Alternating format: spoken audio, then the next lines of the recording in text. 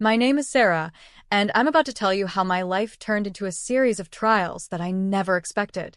I'm in my early 30s now, and when I look back, it feels like I've lived several lifetimes in just a few years. Everything seemed fine when Daniel, my husband, and I were living in Austin, Texas. We had a cozy little home and our 3-year-old son, Jack, who brought so much joy into our lives. Daniel was a financial analyst, and his job often required him to travel. I was used to managing things on my own when he was away, but I never imagined how much more complicated life would become. The first big change came when Daniel's mother, Margaret, moved in with us. Margaret was 65 and had just lost her husband, Daniel's father.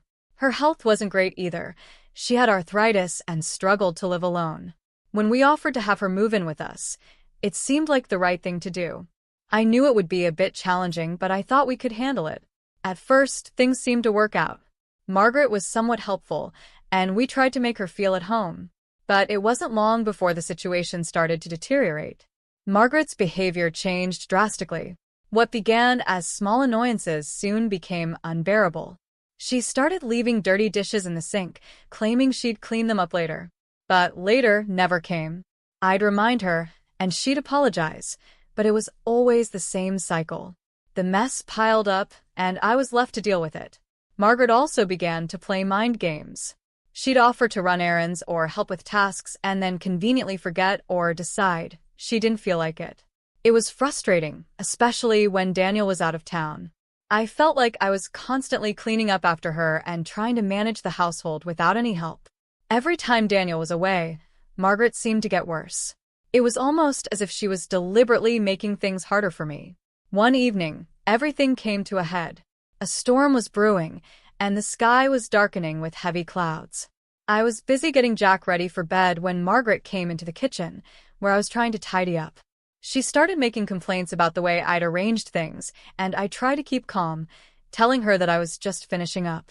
But Margaret was insistent and rude, and I could feel my patience wearing thin. As the storm raged outside, I tried to ignore Margaret's complaints. But then, things took a turn. Margaret, in a fit of frustration, locked the door and refused to let us back inside. Jack and I were left outside, drenched by the rain. I knocked on the door, pleading with her to let us in, but she just ignored us. It was terrifying, standing there with my little boy, knowing that we had no place to go. Eventually, a neighbor saw us and offered to help. We went to a nearby park, seeking shelter until the storm subsided. I was frantic, holding Jack close, trying to stay calm. When the rain finally let up, the police arrived, having been called by the concerned neighbor. They took us to the local station, where I met with Uncle John, Daniel's uncle. He had been contacted by Daniel, who was worried about the situation with Margaret. Uncle John was a retired lawyer, someone I'd always admired for his wisdom and kindness. He listened patiently as I explained what had happened. He told me that Daniel had been concerned about Margaret's behavior, and that's why he reached out for help. Hearing that Daniel had noticed the problems was a small comfort, but it didn't change the fact that we were in a mess. At the station, Margaret was defensive and dismissive. When Uncle John suggested that I seek legal advice, I felt overwhelmed. I didn't know what to do next. I didn't want to cause trouble or make things worse, but it was clear that something had to change. I was exhausted and heartbroken, not just from the night's events but from the months of escalating tension. The thought of having to deal with this situation alone while Daniel was away was almost too much to bear. This night was just the beginning of what would become a long and difficult journey. The storm outside was nothing compared to the storm brewing within our family, and I had no idea what the future held. But one thing was clear: I had to find a way to navigate this chaos and protect my family, even if it meant making hard choices and seeking help I never thought I'd need. After that stormy night, things didn't get any easier. The days that followed were a blur of stress and uncertainty. Uncle John, who had been so kind to help us, gave me a piece of advice I wasn't sure I wanted to hear. I needed to consider legal action to address Margaret's behavior. I felt torn. On one hand, I knew things couldn't continue as they were. On the other hand, taking legal steps against Daniel's mother felt like a betrayal. Back in Austin, The atmosphere in the house was tense. Margaret's attitude remained as difficult as ever. She acted as though nothing had happened, but her passive-aggressive behavior was undeniable. The dirty dishes piled up, and every day seemed to bring new issues. Sometimes it felt like I was living with a ticking time bomb.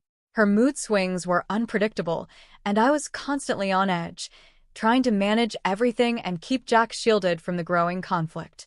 Daniel, who was stationed in New York at the time, called regularly to check in. I would fill him in on the daily struggles, but his calls always seemed to end in frustration. He wanted to fix things but was stuck in a different city, unable to do much beyond offer moral support. I could tell he was feeling the strain, and it was clear that his job was creating a chasm between us. One evening, while Daniel was still away, Margaret pushed me to the brink.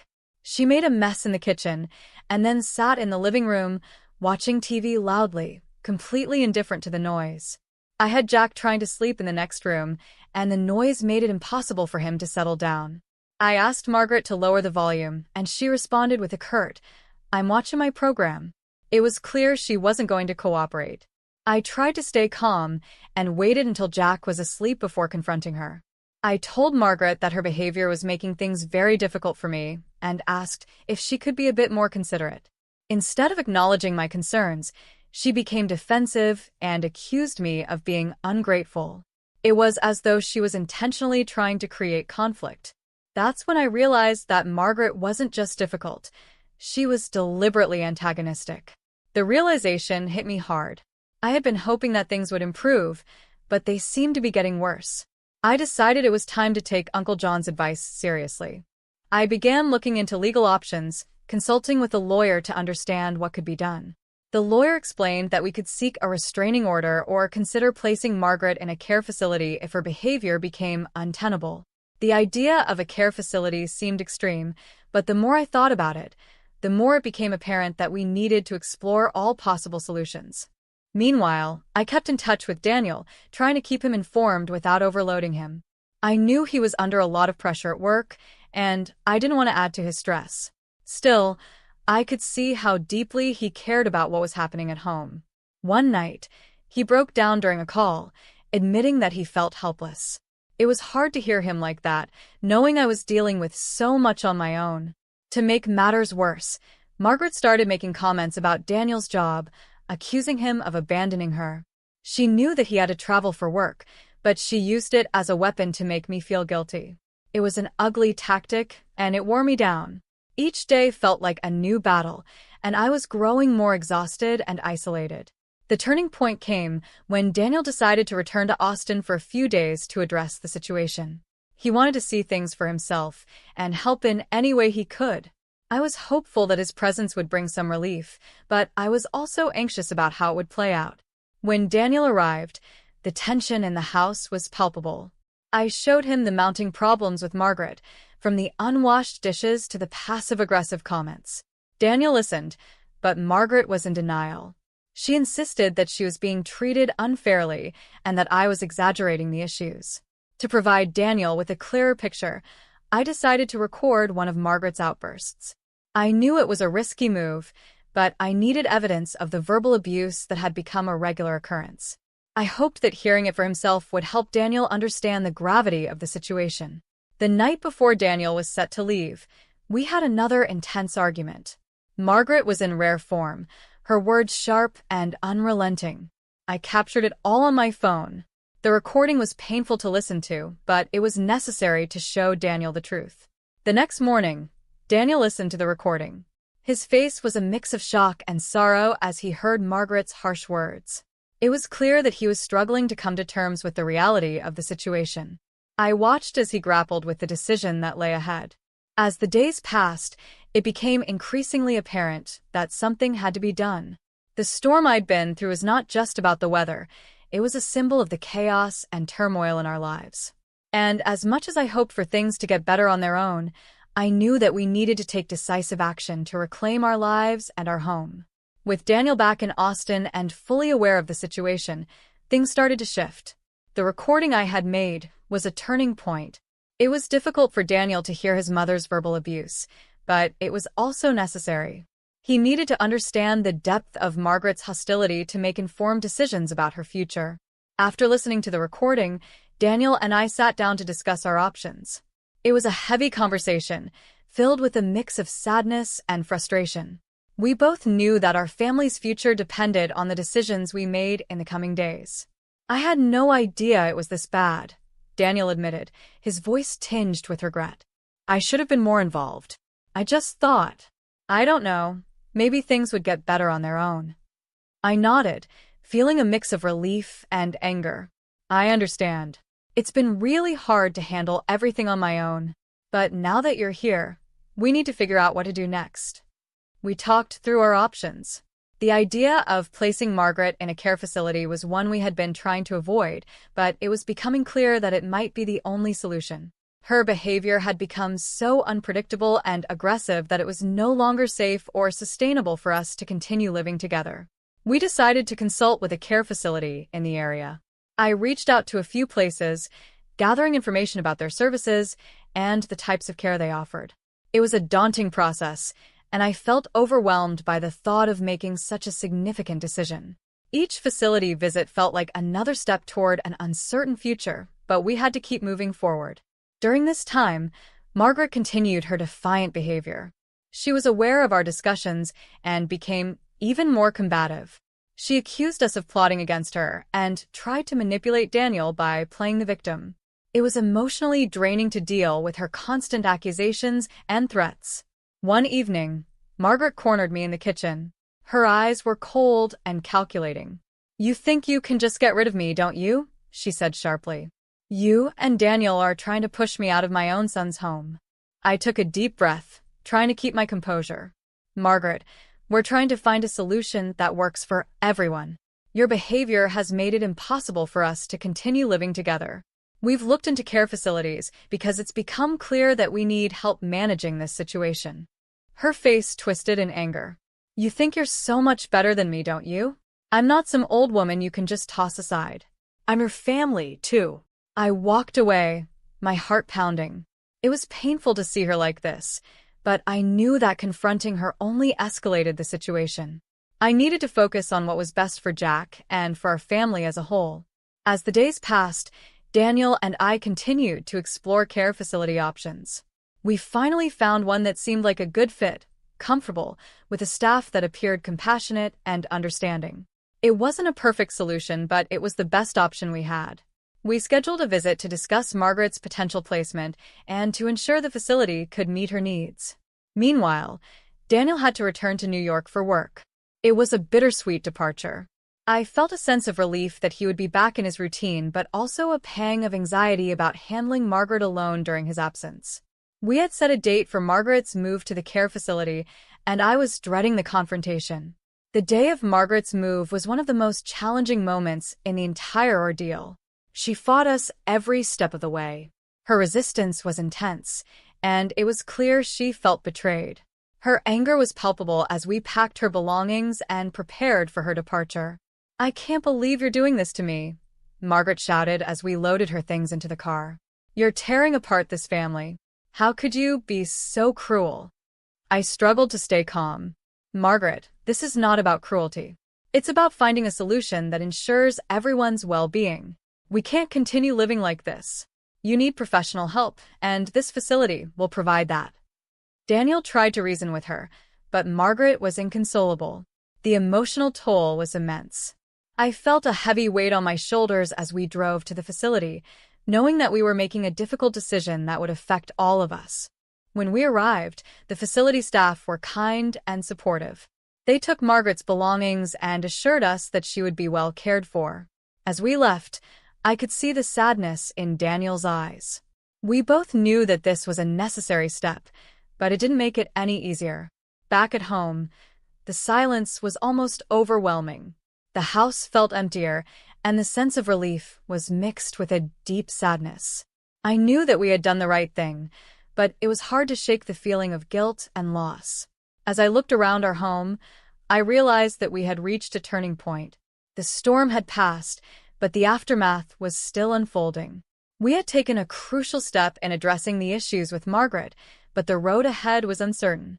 With Daniel back in New York and Margaret settled in the care facility, I was left to navigate this new chapter of our lives, hopeful that we could finally begin to heal and rebuild.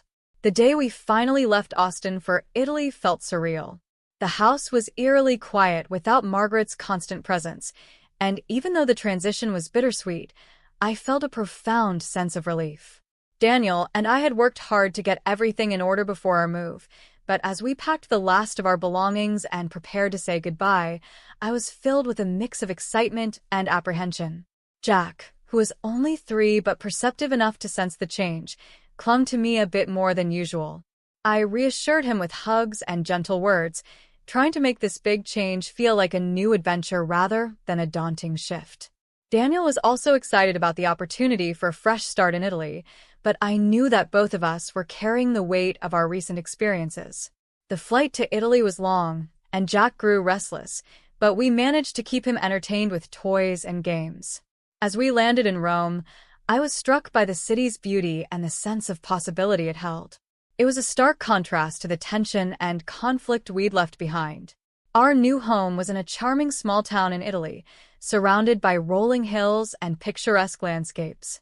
The change in scenery was breathtaking and immediately soothing. It was a welcome departure from the stress we had been enduring. As we settled into our new house, I felt a flicker of hope that this new chapter would bring the peace and happiness we had been missing. Daniel's job in Italy kept him busy, but it was a different kind of busy than before. His role allowed him more flexibility, which meant he could spend more time with Jack and me. We explored our new surroundings together, and the fresh start began to heal some of the wounds left by our past. I began to make friends in the community. I joined a local mothers group and found comfort in connecting with other parents who understood the challenges of raising a child in a new country. Their support and friendship helped me adjust to life in Italy, and the positive interactions were a welcome change from the negativity we had experienced before. Despite the distance, I kept in touch with Sarah's Uncle John. He was a rock during the turbulent times in Austin, and I valued his continued support. He frequently checked in, offering encouragement and advice as we navigated our new life. As time went on, I noticed that Jack was flourishing in this new environment. The stress of our past seemed to fade as he adapted to his new surroundings with a joyful spirit. The open spaces, the Italian language classes, and the playgrounds became a part of his daily life, and it was heartwarming to see him so happy. The decision to place Margaret in a care facility was one that I still reflected on often. I hoped that the facility was providing her with the care and support she needed. I tried to put aside my feelings of guilt and focus on the fact that we had made the choice out of necessity, not out of malice. It was a decision made in the interest of everyone's well-being, including Margaret's. Daniel and I began to think about the future with renewed optimism.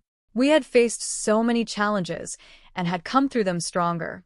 The move to Italy was not just a change in location but a chance to rebuild our lives, free from the shadows of our past struggles. One afternoon, as I watched Jack playing in the garden, I felt a deep sense of gratitude. The sun shone brightly, and the air was filled with the sounds of laughter and the distant hum of Italian life. The tranquility of our new home was a balm for our souls. Daniel joined us, and we sat together, enjoying a simple meal on the patio. We talked about our hopes and dreams for the future, and for the first time in a long while, the conversation was filled with excitement rather than conflict. As we embraced this new chapter, I knew that the road ahead would not be without its challenges. But we had learned so much about ourselves and each other. We had set boundaries, made difficult decisions, and found strength in each other. The journey had been tough, but it had led us to a place where we could start anew. In the end, moving to Italy was more than just a change of scenery. It was a chance for a fresh start and a new beginning. The echoes of our past struggles were fading, replaced by the promise of a brighter future. With hope in our hearts and a renewed sense of purpose, we were ready to embrace whatever lay ahead, knowing that we had the strength and resilience to face it together.